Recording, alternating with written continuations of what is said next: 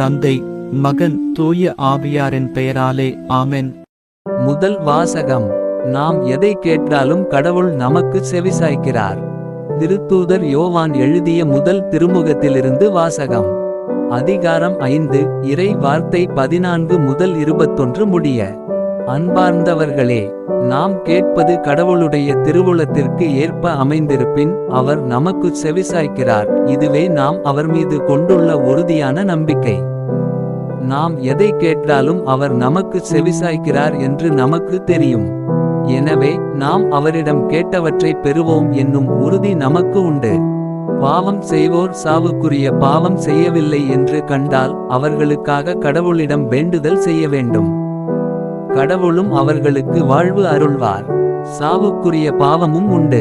அப்பாவத்தை செய்வோருக்காக வேண்டுதல் செய்ய வேண்டும் என நான் சொல்லவில்லை. தீச்செயல் அனைத்துமே பாவம். ஆனால் எல்லா பாவமுமே சாவுக்குரியவை அல்ல. கடவுளிடமிருந்து பிறந்தோர் பாவம் செய்வதில்லை என்பது நமக்கு தெரியும். ஏனெனில் கடவுளிடமிருந்து பிறந்தவர்களை அவர் பாதுகாக்கிறார். தீயோன் அவர்களை தீண்டுவதில்லை. நாம் கடவுளை சார்ந்தவர்கள், ஆனால் உலகனைத்தும் தீயோனின் பிடியில் இருக்கிறது.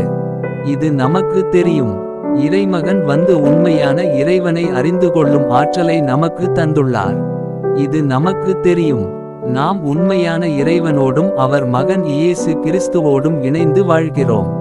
இவரே உண்மை கடவுள். இவரே நிலைவாழ்வு. பிள்ளைகளே, சிலை வழிபாட்டை குறித்து எச்சரிக்கையாயிருங்கள். இது ஆண்டவரின் அருள்வாக்கு. பதிலுரை பாடல். பல்லவி. ஆண்டவர் தம் மக்கள் மீது விருப்பம் கொள்கின்றார். அல்லேலுயா. ஆண்டவருக்கு புதியதொரு பாடலை பாடுங்கள். அவருடைய அன்பர் சபையில் அவரது புகழை பாடுங்கள். இஸ்ரேல் தன்னை உண்டாக்கினவரை குறித்து மகிழ்ச்சி கொள்வதாக. சீயோனின் மக்கள் தம் அரசரை முன்னிட்டு களிகூர்வார்களாக. பல்லவி. ஆண்டவர் தம் மக்கள் மீது விருப்பம் கொள்கின்றார். நடனம் செய்து அவரது பெயரை போற்றுவார்களாக. மத்தளம் கொட்டி யாழிசைத்து அவரை புகழ்ந்து பாடுவார்களாக. ஆண்டவர் தம் மக்கள் மீது விருப்பம் கொள்கின்றார். தாழ்நிலையிலுள்ள அவர்களுக்கு வெற்றி அளித்து மேன்மைப்படுத்துவார். பல்லவி. ஆண்டவர் தம் மக்கள் மீது விருப்பம் கொள்கின்றார். அவருடைய அன்பர் மேன்மை அடைந்து களிகூர்வராக. மெத்தைகளில் சாய்ந்து மகிழ்ந்து கொண்டாடுவராக. அவர்களின் வாய் இறைவனை ஏத்திப் புகழட்டும். இத்தகைய மேன்மை ஆண்டவர்தம் அன்பர் அனைவருக்கும் உரித்தானது. அல்லேலுயா. பல்லவி. ஆண்டவர் தம் மக்கள் மீது விருப்பம் கொள்கின்றார். நற்செய்திக்கு முன் வாழ்த்தொலி. அல்லேலுயா. அல்லேலுயா. காரிருளில் இருந்த மக்கள் பேரொளியை கண்டார்கள். சாவின் நிழல் சூழ்ந்துள்ள நாட்டில் குடியிருப்போர் மேல் சுடரொளி உதித்துள்ளது. அல்லேலுயா. நற்செய்தி வாசகம். மணமகனின் தோழர் அவர் சொல்வதை கேட்டு பெருமகிழ்வடைகிறார். யோவான் எழுதிய தூய நற்செய்தியிலிருந்து வாசகம். அதிகாரம் 3, இறை வார்த்தை 22 முதல் 30 முடிய. அக்காலத்தில் இயேசுவும் அவர்தம் சீடரும் யூதேய பகுதிக்கு சென்றனர். அங்கே அவர் அவர்களோடு தங்கி திருமுழுக்கு கொடுத்து வந்தார். யோவானும் சலீம் என்னும் இடத்துக்கு அருகில் உள்ள ஐனோனில் திருமுழுக்கு கொடுத்து கொண்டிருந்தார். ஏனெனில் அங்கு தண்ணீர் நிறைய இருந்தது. மக்கள் அங்கு சென்று திருமுழுக்கு பெற்று வந்தார்கள். யோவான் சிறையில் அடைக்கப்படும் முன் இவ்வாறு நிகழ்ந்தது. ஒரு நாள் யோவானின் சீடர் சிலருக்கும் யூதர் ஒருவருக்கும் இடையே தூய்மை சடங்கு பற்றி விவாதம் எழுந்தது. அவர்கள் யோவானிடம் போய், ரபி, யோர்தான் ஆற்றின் அக்கரை பகுதியில் உம்மோடு ஒருவர் இருந்தாரே. நீரும் அவரை குறித்து சான்று பகர்ந்தீரே.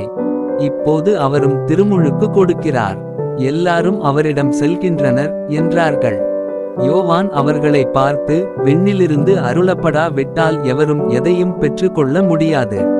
நான் மெசியா அல்ல, மாறாக அவருக்கு முன்னோடியாக அனுப்பப்பட்டவன் என்று நான் கூறியதற்கு நீங்களே சாட்சிகள். மணமகள் மணமகனுக்கே உரியவர்.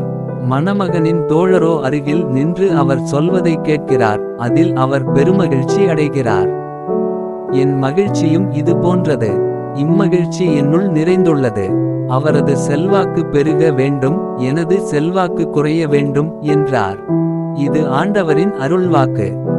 உங்களுடைய பிரார்த்தனைகளையும் வேண்டுதல்களையும் நாளைய திருப்பலியில் ஒப்பு கொடுக்க விரும்புவோர் கீழ்காணும் மேல் ஐடிக்கு உங்கள் வேண்டுதல்களை அனுப்பவும்.